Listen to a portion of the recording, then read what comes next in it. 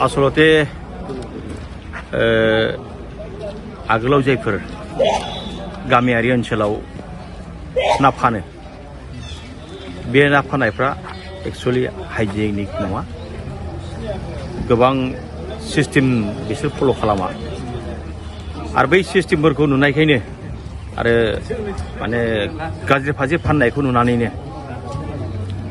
आथिखालनि बिटिआरनि चिफ मानगोनां प्रमद बर' सारनि दैदेननाय सरकार आरो डिपार्टमेन्ट इएम मानगोनां राकेश ब्रह्म बिथांमोनहा बिटिसि एसअबिडि फान्डजों जे जोङो हाइजेनिक ना फाननायनि बेबस्था खालामनानै होनांगौनि सार्थजों दिनैहाय बे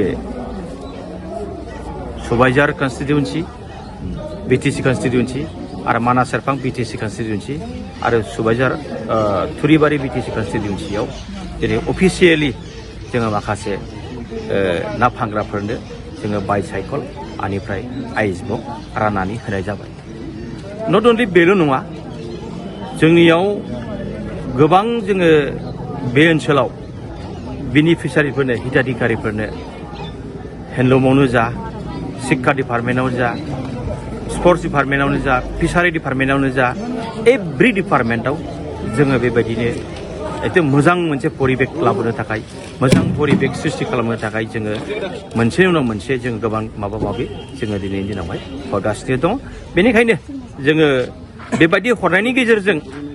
जे बिटिसि ओनसोलखौ जों मोनसे पर्यायसिम लाबोनो हाबाय जों बेखौ दिनै दाबि खालामनो हायो।